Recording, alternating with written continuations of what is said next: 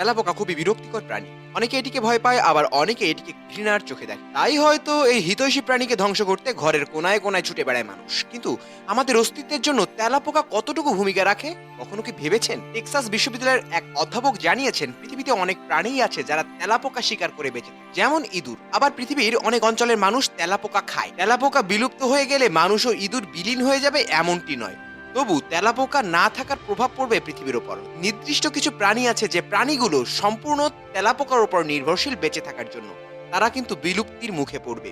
এক জীববিজ্ঞানী আরো জানান, তেলাপোকা বিলীন হলে তেলাপোকার ভক্ষণকারী পাখি ও প্রাণী যেমন বিড়াল, নেকড়ে, নির্দিষ্ট সরীসৃপ, ঈগল ও পাখিদের বিভিন্ন প্রজাতি ইত্যাদির উপর প্রভাব পড়বে। তিনি জানিয়েছেন, তেলাপোকা উষ্ণ এবং গ্রীষ্মমণ্ডলীয় আবহাওয়ায় বাস করে।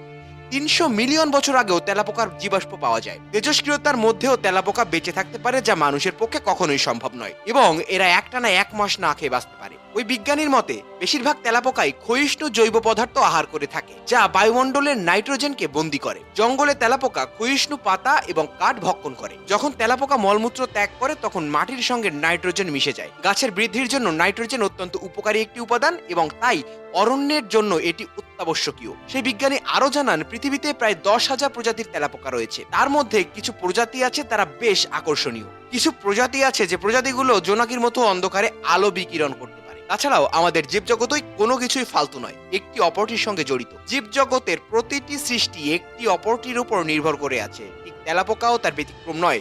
ছোট অ্যামিবা থেকে শুরু করে বৃহদাকার হাতি, কিন্তু কোনো প্রাণী একে অপরের সাহায্য ছাড়া বাঁচতে পারে না।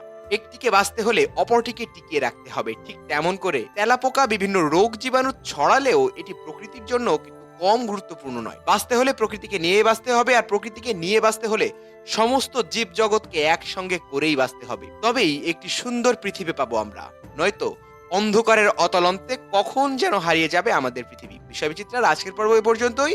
নতুন কোনো তথ্য নিয়ে আবারও হাজির হবে আপনাদের প্রিয় টিম বিষয়বিচিত্রা। মতামত কমেন্ট বক্সে জানিয়ে আমাদের সঙ্গেই থাকুন।